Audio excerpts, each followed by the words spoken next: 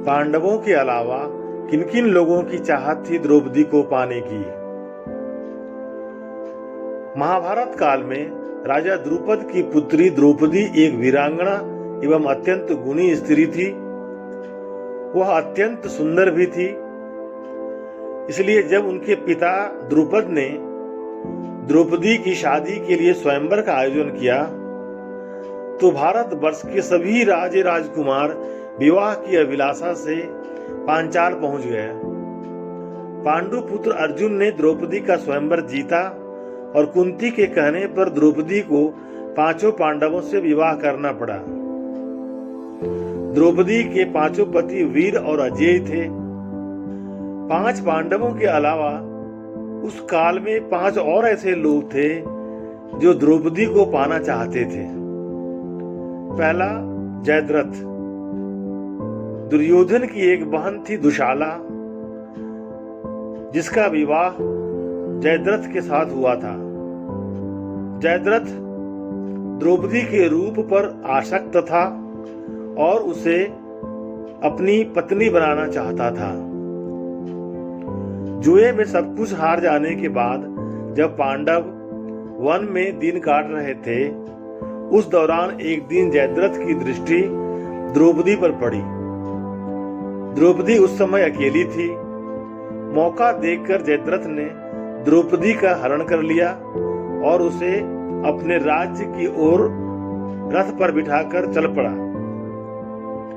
लेकिन पांडवों को जयद्रथ के कुकर्म का पता चल गया और द्रौपदी को लेकर भागने का प्रयास असफल कर दिया गया। परंतु द्रौपदी के कहने पर पांडवों ने जयद्रथ को जिंदा छोड़ दिया। दूसरा था कीचक। अज्ञातवास के दौरान पांडवों ने मत्स्य देश के राजा विराट के यहाँ शरण ली थी। राजा विराट का साला और मत्स्य देश का सेनापति था कीचक। कीचक अत्यंत बलशाली एवं सुंदर पुरुष था। कीचक ने जब द्रौपदी को देखा तो वह काम वासना से पीड़ित हो गया। द्रौपदी को जब कीचक की नीयत का पता चला तो उसने पांडवों को कीचक के बारे में बताया। एक योजना के अनुसार एक रात भीम द्रौपदी के वस्त्र पहनकर द्रौपदी के कमरे में बैठ गया और द्रौपदी की ओर से कीचक को बुलावा भेजा। कमरे में आकर कीचक ने द्रौपदी समझकर जैसे ही घूंघट उठाया, भीम ने उस पर हमला कर दिया और उसका वध कर दिया। तीसरा था दुशासन। कौरवों ने पांडवों को जुआ खेलने का आमंत्रण दिया और पांडवों को क्षत्रिय धर्म निभाने के लिए इस आमंत्रण को स्वीकार करना पड़ा। कौरवों ने छल से पांडवों को जुए में हरा दिया। जुए की बाजी में पांडव द्रौपदी को भी हार गए। भरी सभा में दुर्योधन के छोटे भाई दुशासन ने द्रौपदी का अपमान किया।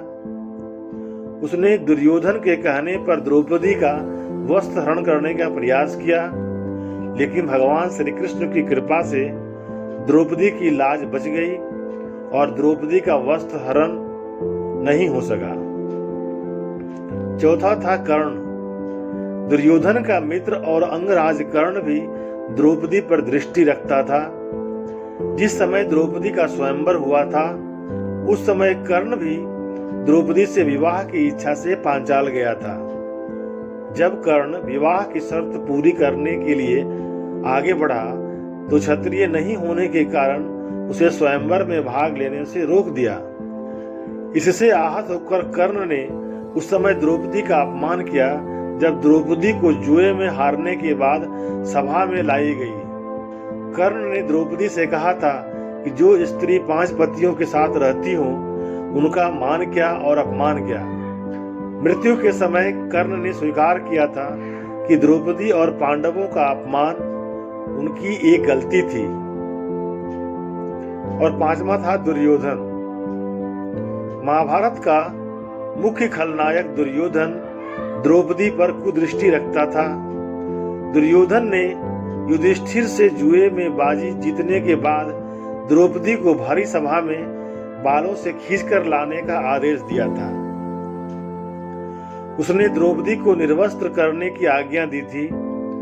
द्रौपदी को सभा में लाए जाने के बाद दुर्योधन ने अपनी जंघा पीटकर द्रौपदी को उस पर बिठाने की बात कही थी। इसी कारण भीम ने दुर्योधन की जंघा तोड़ने की प्रतिज्ञा ली थी।